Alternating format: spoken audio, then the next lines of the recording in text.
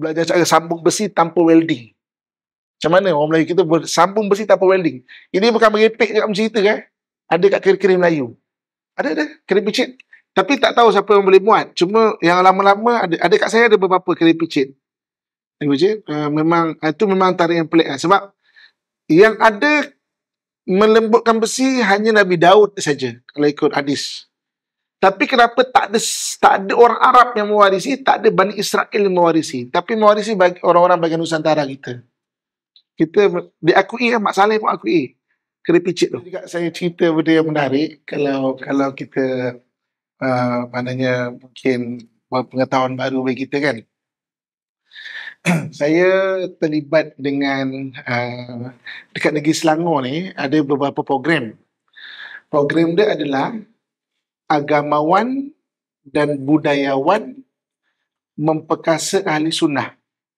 Jadi agamawan ni orang agama lah. Budayawan ni geng silat, keris, busana kan. Jadi program bersama tu memperkasa ahli sunnah. Jadi dia punya antara main dia adalah biarlah sekolah-sekolah agama ni, sekolah tahfiz ni ada belajar silat. Dan biarlah gelanggang silat ada kelas agama. So gelanggang silat kan dah ada tempat. Dia biarlah ada kelas agama. Dan biarlah kelas silat tu kelas sekolah tahfiz ni janganlah belajar taekwondo, belajarlah silat. Jadi bagus tak program tu. Jadi saya terlibat beberapa kali lah. Jadi waktu saya datang dekat program tu, jadi tok-tok guru silat ni kan bawa keris semua kan. Jadi dia sukalah cerita kat budak muda ni. Oh, keris ni zaman Paramiswara lah, apalah semua kan. Jadi anak-anak muda ni gelakkan dia. Kata macam ya pakcik ni kan macam tu lah. Yo pakcik ni kan. Jadi saya yang ada kat tempat tu, saya tengok, saya kesian kat pakcik ni. Dia cerita beria-ria, budak muda ni macam gitu kan. Dan dia tak perasan. Dia tak perasan Jadi habis program tu, saya kan Prof Ejang dekat UTM kan, UTM. Jadi saya pergi UTM, saya kata ada tak cara nak kaji keris, umur dia ke, jenis besi dia ke apa. Dia kata ada Ustaz, tapi bukan UTM sini, UTM Johor. Johor Jadi saya pun pergi Johor meeting. Ada tak cara keedah kaji keris? Dia kata ada Ustaz. Tapi sampel nak run X-ray machine tu kena ada 30. Saya kata boleh lah. Saya pun bawa lah, carikan sampel satu batch 30 kaji besi orang Melayu ni. Okay. Jadi kaji besi orang Melayu ni rupanya keris orang Melayu ni memang pelik lah cerita dia. Okay. Senjata orang lain, besi dia besi tuang. Besi tuang ni dapat besi, cairkan, tuang, baru tempa. Senjata orang Melayu kita dapat besi seketul, terus tempa. Jadi besi kita ni, dalam dia bukan saja ada iron. Iron tu istilah ferrum. Ferrum itu istilah untuk besi kan. Tapi ada unsur lain, logam lain. Dan logam-logam banyak rare earth. Sebenarnya kat negara kita kan banyak rare earth kan. Jadi saya jumpalah ada satu keris tu, dekat situ ada ytterbium lah. Ytterbium tu kalau sekarang ni bahan melahirkan laser. Bahan melahirkan laser. 1 gram tu sama beribu-ribu dalam satu keris tu. Ada yang titanium lah, ada yang macam-macam lah. Baru ni ada yang dipanggil hafnium. Hafnium pun sama juga kan. Maksudnya kalau kita tak tabel kimia tu, jadi banyak benda tu. Jadi memang pelik lah, rare sebanyak situ kan. Jadi saya kata, kalau gitu kita nak buat kad pengenalan keris lah. Jadi barulah atuk-atuk ni, dia cerita, dia tahu keris atuk ni kan, zaman Paramiswara, tapi besi dia macam ni kan. Sebab kalau dalam hikayat Antuah tu keris dia ditempa daripada 21 jenis besi. Jadi bukan iron semata-mata tau. Kan? Macam besi taik bintang. Dalam dia ada nikel. Saya ada satu sundang, saya bawa ke lab. Besi dia sama dengan komposisi daggernya Fir'aun. Fir'aun Tutankhamun, dia punya komposisi adalah ferrum, kobalt dengan nikel. Sebiji sama. Jadi saya kata, hebat ni. Jadi saya punya ada kawan sekarang ni timbalan Ketua Pengarah Muzium Negara. Bila dia tahu saya gaji besi, dia duk supply buku ke kajian-kajian dari sudut akademik lah. Itulah cerita dia. Okay. Sampailah satu hari, ni dia punya kemuncak ni. Kita santai sebelum kita kelas kan. Dia kata, Ustaz kena ziarah satu orang pembuat keris untuk Sultan Terengganu. Dia dibukukan, didokumentarikan oleh Muzium Negara. Nama dia Abu Bakar. Jadi dia panggil Pak Bakar. Kan orang Terengganu Pak Bakar Awang Su ataupun Pak Bakar. Saya pun kan biasa kan pergi Terengganu ada apa nama? Ada kuda kan, ada pertandingan endurance tu. Jadi kalau setiap kali kita pergi, saya singgah rumah Pak Bakar tu. Berbual lah. Jadi dia ni pernah dia diminta oleh almarhum Sultan Mahmud, ayahnya Sultan Mizan, buat 7 bilah keris sebelum almarhum mangkat. 2 sempat siap. Dipersembahkan. 5 siap meninggal. Mangkat. Jadi dia pun jumpa Sultan Mizan, kata ni almarhum minta tolong buat 5. Jadi Sultan Mizan kata, tak apalah Tok, hadiah kat Tok lah. Hadiah kat Tok lah. Kan? Maknanya keris tu kan, sebab Tok memang buat untuk Sultan. Okey lah. Jadi 5 ada dekat dia. Jadi saya biasa ziarah dia. Dia kata, Ustaz, saya berkenan lah nak bagi keris ni kat Ustaz. Saya nak bagi 2.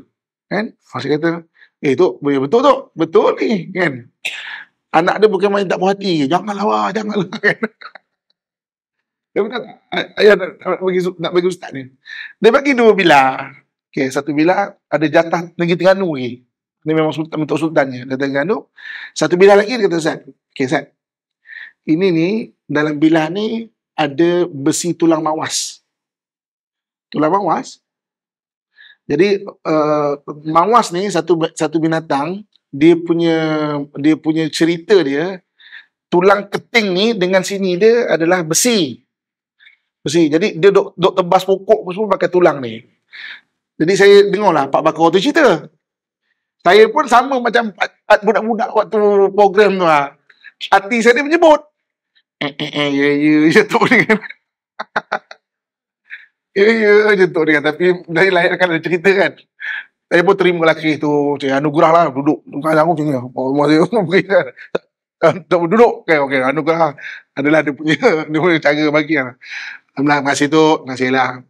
Adalah kat simpan saya. Banyak simpan saya lama keris tu. Ini kat saya. Jadi, perkataan tulang mawas ni, mula saya dengar daripada dia lah, daripada Pak Bakar tu. Sebelum ni pernah dengar, tapi yang real betul. Adalah, okay.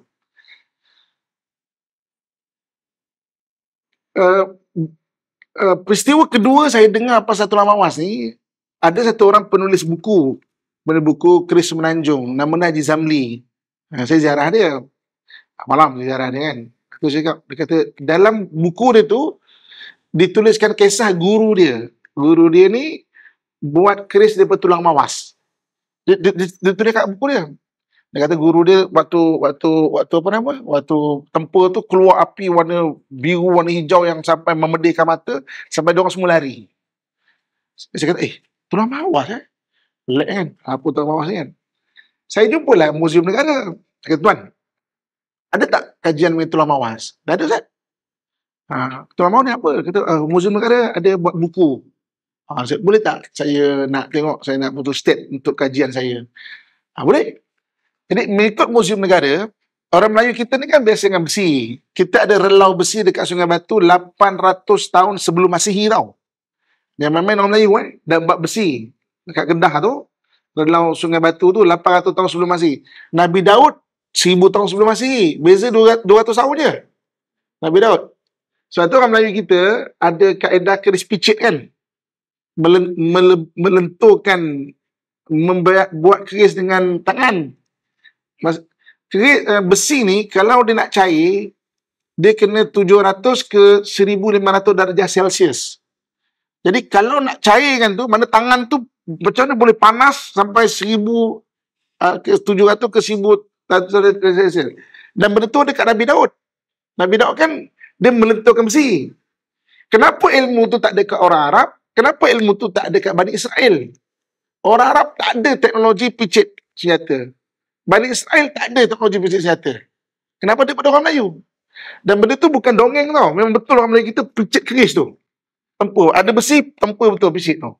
Kenapa dekat orang Melayu? Okay. Jadi selanjutnya dia, tuan, ada tak kajian bahasa Tuan Lamawas? Kata ada. Ada. Oh, okey. Tuan Lamawas ni benda apa? Dia kata, oh, Ustaz, mengikut kajian Museum Negara, dia adalah tools orang Melayu punya sabit yang ada soket. Sabit ke parang ke, tapi ada soket. Ada soket. Okey. Ada soket. Untuk sabit lah apa semua. Tapi memang lama lah. 1000 tahun dulu. Maknanya sebelum Masihi punya. Marilah. Adalah kajian Museum Negara, jumpa di Raub Pahang, dekat Perak, semualah. Dia tunjuklah buku dia. Saya pun hati saya tu, bukan tulang mawas sungguh. Sabit yang diistilahkan tulang mawas. Bukan, okey lah. Aku tulang mawas. Okey. Saya pun letaklah ziarah wakok tu. Satu hari kata, Ustaz, sana tengok tak tulang mawas? Ada ke? Ada. Dia membuka peti besi tu, tunjuk. Kan? Tulang sini lah, kat sini. Saya kata, Tok, pelik ni kan? Tok, janganlah ambil buat keris. Sayang. Dia kekal macam gini. Sebab kalau dah letak kat keris, budak-budak muda tak percaya. Kalau dah letak kat keris, orang cakap, ya je kan. Biarlah kekal macam gini. Bagi saya lah, bagi saya jaga, saya kata. Atau setakat ni, dia tak bagi lagi lah. Dah bagi 2 keris, lebih pula kan. Lebih pula kan. Dah bagi pun lebih. Okey lah. Tapi setiap kali pergi, saya akan mengecek. Tok, bagilah saya kan. Tapi setiap kali pergi, saya kerja. Tapi setakat ni, tak apalah Ustaz, saya simpan dulu lah. Tak apalah Ustaz, saya simpan dulu. Anak dia, jangan bagi Ustaz ni. Anak dia, kata mati. Okey. Satu hari, ni dia punya cerita dia. Saya ceramah di Bangi. Habis ceramah kat Bangi, dia Bangi tu pengajar berkitab. Macam ni lah cerita. Dia start lepas Isyak. Jadi habis dah pukul 9 lebih tau. Kat pukul 12. 9 lebih kadang kan. Jadi habis saya ceramah, satu orang telefon saya, Ustaz, dengar cerita Ustaz cari pasal tulang mawas. Boleh tak Ustaz datang rumah saya, boleh tak sekarang? Pukul 12 ni kan. Kalau Ustaz datang je kejap. Kat Belampang. Saya buat, yalah. Saya pun daripada Bangi tu, pergi kat Belampang tu. Sampai-sampai dia kata, Ustaz, saya ada tulang mawas ni. Hati saya kata, terus lama lah tu. Kita tengok dekat Museum Negara. Dia pun buka, memang nampak macam siku ni lah. Saya kata pelik ni kan. Ni tak macam yang kat Museum Negara punya. Tak cakap Museum Negara punya. Lepas tu saya berbual pukul 2 pagi, saya kata, Tuan boleh tak saya pinjam? Tak boleh Ustaz, ni atuk saya punya. Tapi atuk semua dah meninggal, jatuh kat dia lah. Boleh tak saya pinjam? Saya pinjam 3 hari. Kata, boleh lah Ustaz. Boleh lah, kan? Saya balik rumah dekat pukul 3 pagi. Esok pagi-pagi, saya minta anak buah saya hantar pergi ke UTM. Saya kata, Prof, tolong. Tak ada sampel 30, tapi tolong run benda ni. Sebab saya ada 3 hari je pinjam benda ni. Ini bila kakak tuan-tuan sekalian, kaji masuk lab, bayangkan tulang kita daripada apa unsur? Siapa tahu? Kalsium kan? Kalsium transform jadi iron. Macam mana logik ngakal? Transform kalsium transform jadi iron. Komposisi dia. Jadi dia kata, Ustaz, pelik ni Ustaz. Prof dekat UTM kata, kita study lagi, masuk lab yang lain-lain. Masuk lab lain-lain, dalam dia ada besi dia tu ada unsur barium nitride. Kalau kita search barium nitride ni kalau sekarang ni bahan melahirkan lampu neon. Sebab itulah Haji Zamli punya buku tu, waktu dia tempa keluar api warna biru hijau yang sangat ni. Dan barium nitride ni kalau kena kat badan boleh menyebabkan kita punya organ malfunction tau. Boleh search barium nitride tu danger ke tak. Kan? Patutlah. Mana senjata orang Melayu dulu. Jadi saya pun terus terang dekat tuan dia, saya nak pinjam untuk kita buat study di satu penemuan yang sangat rare. Penemuan yang sangat memang sangat, dan kita boleh boleh buktikan mana orang Melayu kita bukan merepek lah kalau cerita pasal tulang mawas ni. Okay? Jadi ada satu manuskrip dekat Thailand, dekat Museum Quran Naratiwat pasal tulang mawas. Nanti kalau ibu kakak kejap lagi pasal tulang mawas, tengok tulang mawas, nanti akan dapat satu manuskrip. Manuskrip tu ada dekat Thailand, dekat dekat Museum Naratiwat. Tetap tulang mawas. Kan? Jadi saya dari dekat situ saya berhubung dengan sana. Tuan, boleh tak nak minta kopi, minta salinan? Tak boleh, Ustaz. Boleh lah. Tak boleh, ini memang museum punya. Lama saya mengecek kan. 2-3 hari telefon. Boleh lah, boleh lah. Dan dia kata, Ustaz, boleh lah. Saya kopikan tapi dengan syarat. Saya nak minta mahar dia. Apa mahar dia? Mahar dia, boleh tak Ustaz wakafkan 500 biji Quran dekat Patani? Ingat tak saya ada buka wakaf untuk Quran untuk dekat Patani? Selain daripada wakaf untuk dekat Patani, sebenarnya untuk dapatkan salinan tu. Kan? Dan salinan tu ada kat saya lah. Study pasal tulang mawas dan sebagainya. Okay. Jadi, untuk running mission tu, dia kena ada lesen.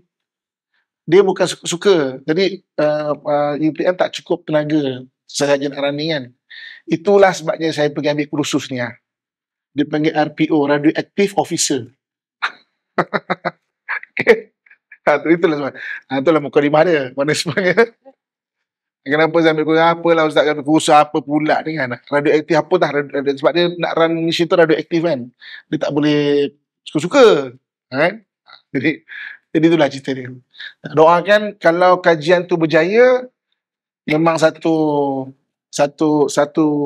bahan akademik yang penemuan akademik terbaru lah mengenai senjata orang Melayu kita, dan macam mana tulang mawas tu dibuat senjata Melayu. Kan? Dan wujudnya mawas tu. Kan? Mawas ni dia macam Bigfoot. Tapi tangan dia tu besi. Kalau ikut orang tua kita, catatan orang tua kita. Dan orang akan kata benda tu merepek. Mana boleh besi kan. Tapi dengan penemuan ni, kita buktikan bahawa orang tua kita memang wujud betul tulang mawas tu. Yang orang Melayu kita buat senjata. Maksudnya, jadi bila saya kaji, saya kata memang orang tua kita ni hebat. Memang hebat. Jadi kalau ibu kakak ada kenal siapa-siapa, ada keris ke, apa ke yang naratif dia ada hantu, jangan buang kat sungai. Kan? Jangan bagi pusat perbuatan Islam, boleh wakafkan kat saya untuk pendidikan. Saya pun dah start orang bagi keris untuk wakaf, untuk pendidikan. Saya tengah buat galeri untuk pendidikan. Ni hari ni pun kat Bangi ada orang nak jumpa, dia nak bagi tombak lama. Kan? Dia kata simpan, pun tak guna, kita wakaf lah untuk pendidikan. Kita nak buat galeri kan, untuk pendidikan orang Melayu kita bersenjata. Okay. Ataupun siapa yang ada mana kes yang memang dia nak simpan, saya tengah buat program kad pengenalan tu. Kad pengenalan tu. Jadi kos dia mungkin dalam 400 lah. Lab tu punya kos. 400 ke 500 tu. Jadi kita keluarkan kad pengenalan kes. Ni besi apa. Jadi taklah anak cucu kita tengok apa atuk ni simpan besi buruk kan. Buang je lah.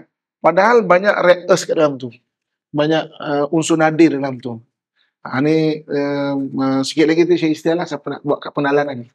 Tapi betul-betul yang lama lah. Jangan bazir duit. Ni pisau dapur kita cakap. Saya boleh tak tidak. Confirm stainless steel. Tak payah bazir duit. Ni yang betul-betul lama kita nak tahu tu. Pisau dapur bagi apa. Okey tu muka di mana. Barulah faham. Kenapalah Ustaz ambil kursus apa pula. Aduh kan. Sebab jadi kalau ada lesen tu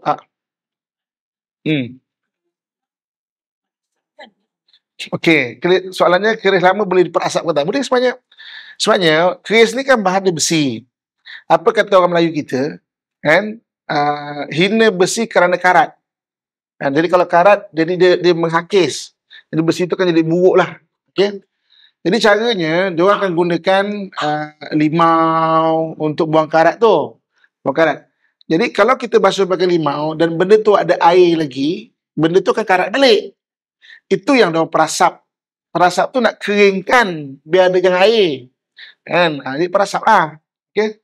Kalau saya sekarang yang moden, kan pakai hair dryer je. Tapi dulu pakai asap tu. Jadi asap tu bukan ada apa pun, nak keringkan air dekat pori-pori besi tu. Kita kan ada pori-pori dia ada besi tu lah. Kau tak ada karat balik. Apa ada bau minyak? Ada lagi tanya. Sakit kuliah pasal keris lah. Parang terbang. Okey. Mengenai parang terbang Johor tu, okey, saksi hidupnya ramai. Jadi kita tak boleh nafikan benda tu. Benda tu bukan merepek lah kita cakap kan. Sebab saksi hidup tu ramai. Dan ramai lagi yang masih nampak, maknanya masih hidup yang nampak benda tu. Jadi dia bukan cerita dongeng. Kalau mungkin benda ni berlaku 500 tahun lepas, mungkin orang cakap macam malah ni legend punya cerita lah kan. Tapi dia saksi hidup banyak lagi yang nampak benda tu. Kan? Allah alam, adik. Sebenarnya orang Melayu kita ni memang banyak ilmu hikmah lah. Okey. Kalau pakai guna jin, okey. Apa maksud? Okey, gini. Untuk kita faham Kalau kita ada barang yang tangible, yang nampak kan? Kita wariskan pada anak kita, nama dia apa? Barang apa? Barang pusaka. Kalau barang tak nampak, dia panggil saka. Itu istilah orang Melayu. Jadi elit kita faham kita istilah tu. Jadi barang yang tak nampak dia panggil saka. Barang yang tangible nampak ni dia panggil pusaka. Jadi saka ni satu orang yang bela benda yang pelik-pelik dan dia nak wariskan kepada anak cucu dia. Kan? Saka. Jadi maknanya itu maksud saka. Kan? Jadi kalau yang nampak tu saka. Jadi ada juga tak nafi orang membela dan memelihara jin-jin tu. Okey, dan dia nak wariskan. Itu dia panggil ada saka lah. Kadang-kadang dia nak wariskan, anak cucu dia tak nak terima, jadi dia pergilah kepada mana-mana anak cucu yang nak macam tu. Ada soalan lagi? Menarik ni kita.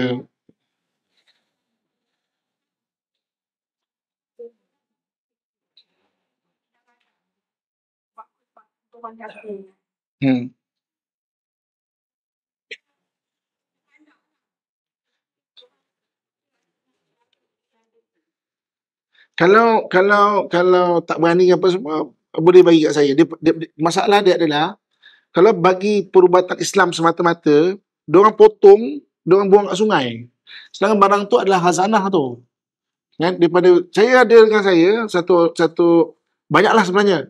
Hampir-hampir kena buang kat sungai. Jadi dia kata, Ustaz, saya dah pergi ke suami saya kat hospital, nak meninggal, sakit tak boleh-boleh, jadi jumpa perubatan Islam, kata ada saka, ada tak barang-barang yang tak elok apa semua kan. Jadi pusat-pusat Islam suruh bagi dekat dia untuk buang kat sungai, buang kat laut. Saya tak apa, saya bersihkan. Saya dengan insyaAllah bolehlah juga benda macam tu kan. Tapi barang tu saya tak akan buang. Kita jaga balik, kita bersihkan mana daripada benda-benda kalau ada unsur-unsur benda tu.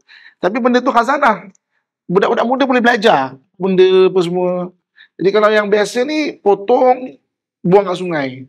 Bayangkan kalau benda tu memang 200 tahun, 300 tahun. Kita boleh belajar, itu khazanah tu, barang boleh belajar banyak benda daripada situ tu. Seni pembentukan, seni besi, seni tempa. Orang Melayu kita kalau siapa yang biasa, dia ada dipanggil menyambung besi. Siapa orang Kelantan? Orang Kelantan cakap sembuh apa? Sembuh. Siapa orang Kelantan?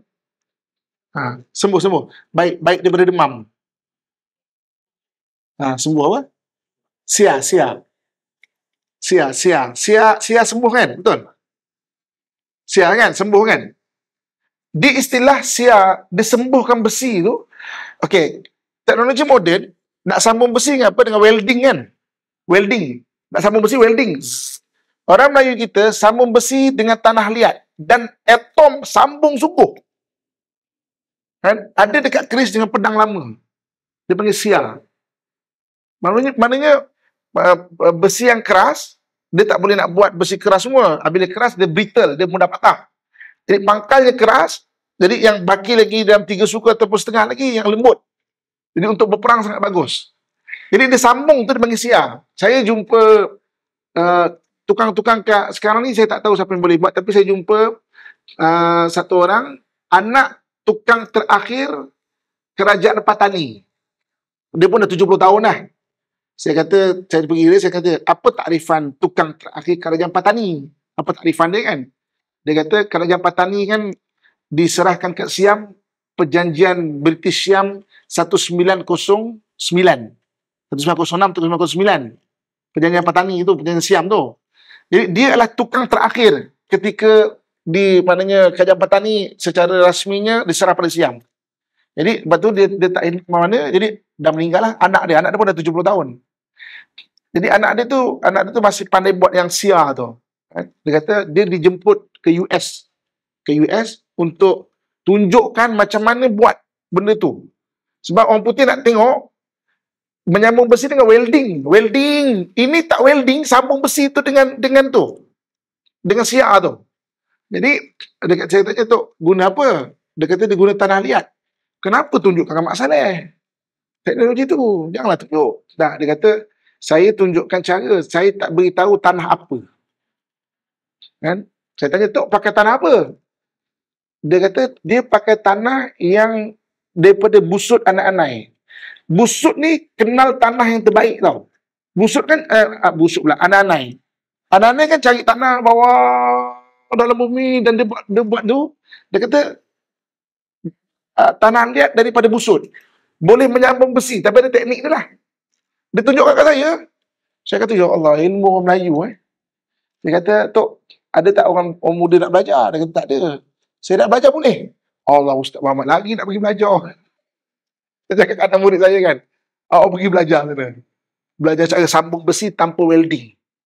Macam mana orang Melayu kita sambung besi tanpa welding? Ini bukan merepek je macam cerita kan? Ada kat kiri-kiri Melayu. Kan, ada orang cakap merepek macam cerita kan?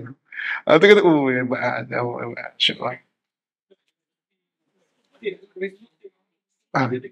Ada kedai picit, tapi tak tahu siapa yang boleh buat. Cuma yang lama-lama ada kat saya ada beberapa kedai picit.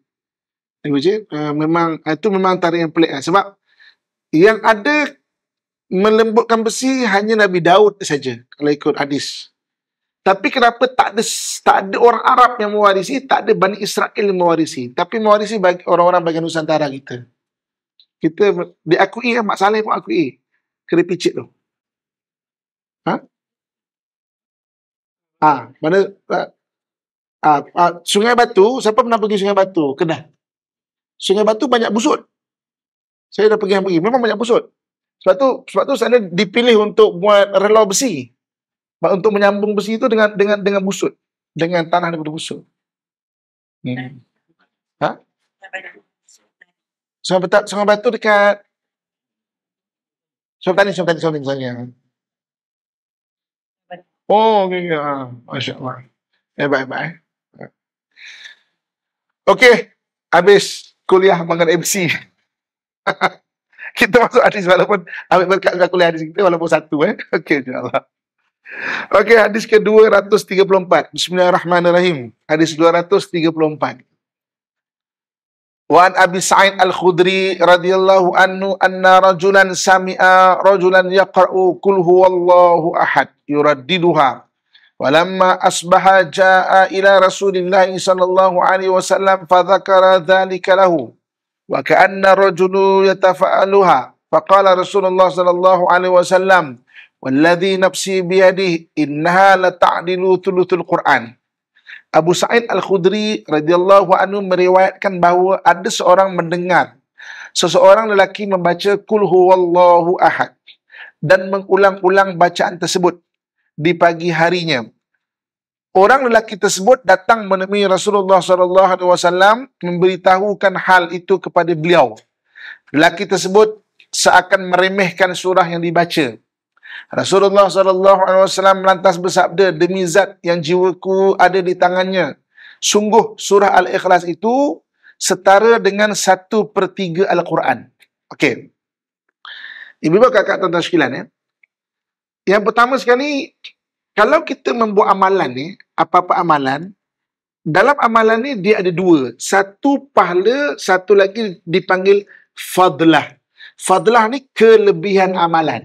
Contoh, kita solat duha, dapat pahala solat duha. Tapi fadlah, kelebihan solat duha, memurahkan rezeki. Kan? Kita membaca surah Al-Waqi'ah, maknanya ada pahala dia. Pahala membaca surah Al-Waqi'ah.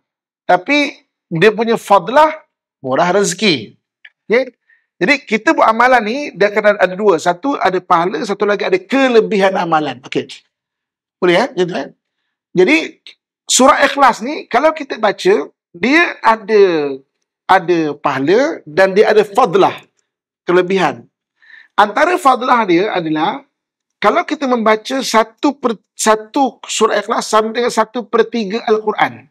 Maknanya kalau kita baca 3 kali, kita dapat pahala menghatamkan Quran.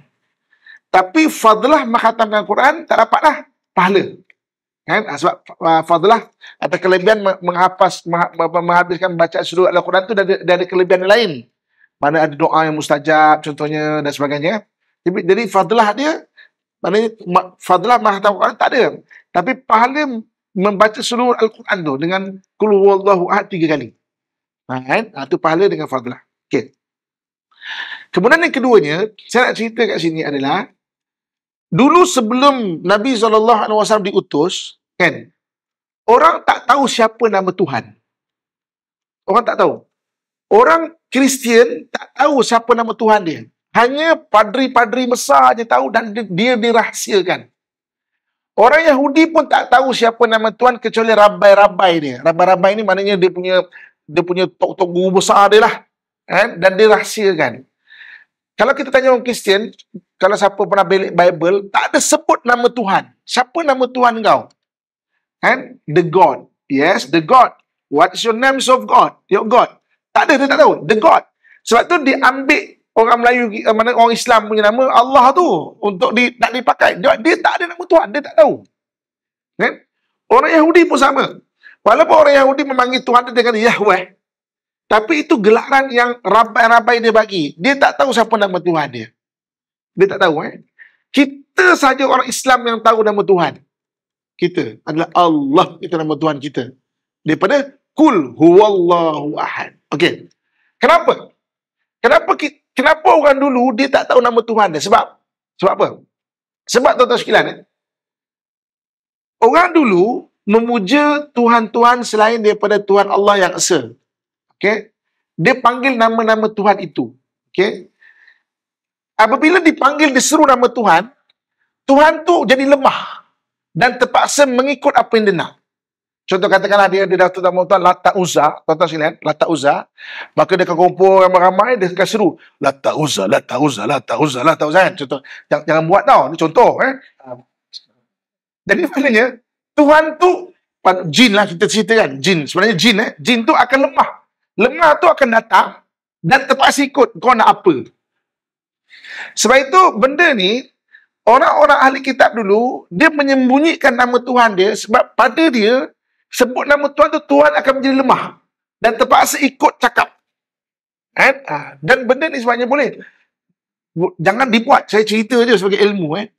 Kalau kita tahulah nama mana jin-jin kan kat Malaysia ni, kat apa, kita seru nama dia, dia memang datang sungguh. Dia memang datang sungguh. Sebab tu jangan seru kalau tahu nama dia kan. Aku tahu asal usulmu kan. Macam orang dulu kan. Dia akan datang. Dan dia datang tu bukan kuat. Dia datang tu lemah sebab kita seru dia. Sebab tu sama juga nama kita. Kenapa orang kalau nak buat orang, dia seru nama?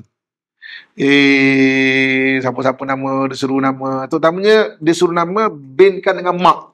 Sebab tu nama mak jangan mudah-mudah nak beri kat orang. Bukan saja digunakan zaman dulu untuk menyeru. Digunakan juga untuk password bank. Password bank kan? What is your mother name? Tahu nama mak. Orang boleh ceroboh gitu je bank password kan. Sampai sekarang digunakan secara moden tau. Tapi dulu begitu. Kalau orang tahu satu nama kita, kemudian dia seru, maknanya ada benda yang boleh melemahkan orang tu lah.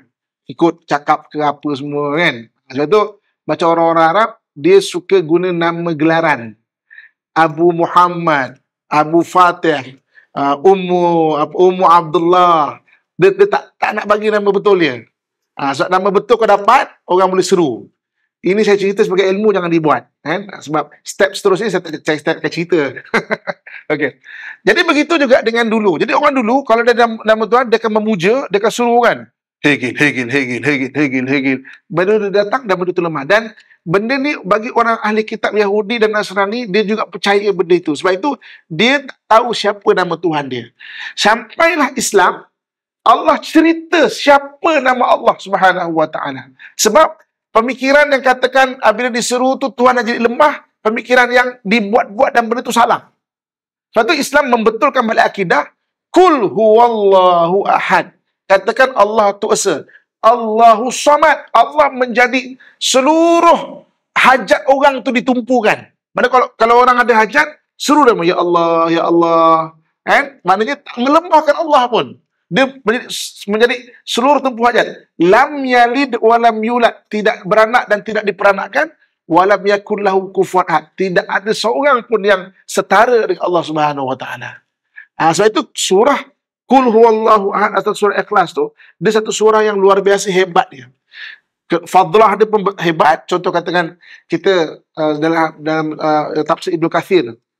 Barang siapa yang keluar kejauhan, macam kita keluar dari kuliah ni, balik sebelum masuk rumah, kita baca Qul huwallahu ahad 3 kali, diamankan penghuni rumah itu daripada kepapaan. Maknanya itu antara fadlah dia.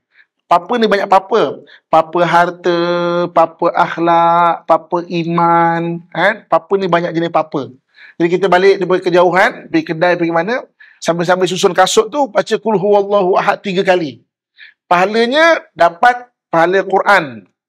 Dia punya fadlah diamankan penghuni rumah itu daripada kepapaan.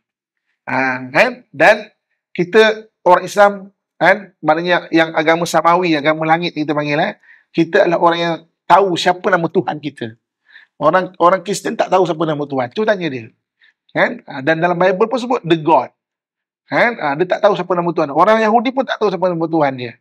Sebab pada dia, kalau dia terikut dengan orang-orang agama pagan, agama pagan ni agama penyembah pokok, dewa-dewa, kan? Kalau tahu nama Tuhan, diseru nama Tuhan, Tuhan tu akan lemah. Tuhan tu terpaksa ikut apa cakap dia. Terpaksa menurut apa yang dia kehendaki. Itu bukan Tuhan. Lemah bukan Tuhan. Sebab tu dalam surah Ikhlas, akhirnya, walam yakullahu kufuwan ahad. Kita disuruh seru nama Tuhan pula banyak. Untuk Allah bantu kita, ya Allah. Sebut nama Allah. Malam Allah cerita pula 99 gelaran nama Allah yang lain. Yang Asma'ul Husna tu, yang dalam Quran Allah sebut, walillahil asma'ul husna fad'uhu biha. Bagi Allah nama-nama yang baik, kamu doalah dengan menggunakan nama tu. Kalau anda kata nak murah rezeki, Allah ya Razzaq, bantulah murahkan rezeki, kan? Kalau mungkin nak minta kesembuhan, minta ya Allah ya Syafi, engkau lah Maha Penyembuh, berilah kesembuhan kepada aku. Seru nama Allah. Maka Allah tu tidak lemah pun. Mana Allah lah As-Samad. As-Samad ni menjadi rujukan kepada seluruh hajat makhluk-makhluk yang lain. Ini beza dengan pahaman orang Yahudi, orang Kristian atau orang Nasrani. Dan juga bagaimana orang-orang yang bukan menyembah Allah, dia menyeru. Dia menyeru nama-nama dewa-dewa ke jin ke. Tapi kalau menyeru tu, bagi yang lain, dia akan tunduk sebenarnya. Lepas tu, saya cerita, jangan buat. Jangan tiba-tiba buat kat sini. Hegel. Dia datang lagi kan, kita pula takut cicit lagi. Okey. Begitu. Okey, saya rasa itu sajalah. Saya minta izin untuk belajar, kan. Okey. Jadi mudah-mudahan maksudnya bermanfaat kepada kita, insya-Allah. Ingat tak saya pernah kongsikan hukum belajar? Siapa ingat? Ni kuliah 5 tahun lepas ni. Siapa ingat? Hukum menuntut ilmu ada 4. Saling ingat sekejap. Supaya kita ingat balik. Hukum menuntut ilmu ada 4. Yang pertama, wajib. Wajib ni benda-benda berkaitan fardu ain. Apa maksud fardu ain? Yang memahamkan kita rukun iman dan rukun Islam. Kita wajib belajar. Suka ke, tak suka ke, kaya ke, tak kaya ke, pemimpin ke, rakyat ke, semua kena belajar yang memahamkan kita rukun iman, rukun Islam. Rukun iman ada 6, rukun Islam ada 5, kan? Kita boleh faham puasa macam mana, sembahyang macam mana, haji macam mana, zakat macam mana, itu faham tu basic pun tak apa. So kita kena belajar untuk faham. Percaya kepada Allah, malaikat, rasul, hari kiamat, qada qadar, kan? Maknanya kita faham asas pun tak apa. Itu dipanggil wajib, dipanggil fardu ain, ya. Okey. Hukum menuntut ilmu yang kedua dipanggil fardu kifayah. Fardu kifayah ni bidang-bidang kehidupan. Maka wajib orang Islam melahirkan wakil orang Islam pada bidang tu. Contoh, bidang perubatan. Dia fardu kifayah, kita secara kolektif kena lahirkan satu orang doktor Islam. Bidang apa? Bidang pendidikan. Orang Islam kena ada wakil. Dia panggil fardu kifayah. Orang tok-tok guru lama dulu mentakrifkan fardu kifayah ni, seorang buat, yang lain tak payah. Kalau seorang dah buat, yang lain terlepaslah tanggungjawab tu. Itu dia panggil fardu kifayah. Okay? Hukum menuntut ilmu yang ketiga dipanggil fardu kifayah aini. Fardu kifayah aini. Fardu kifayah aini ni macam mana? Sesuatu bidang fardu kifayah yang seseorang telah menceburinya, dia wajib bagi dia belajar betul-betul.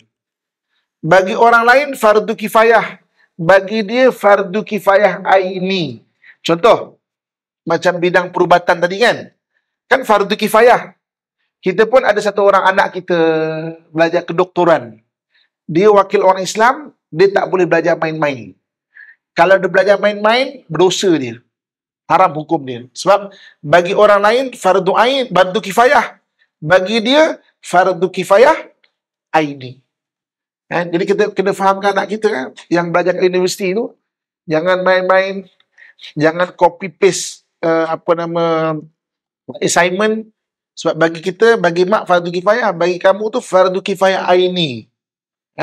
Dan kehebatan ulama terdahulu, paling kurang satu orang ada 7 bidang fardu kifayah aini.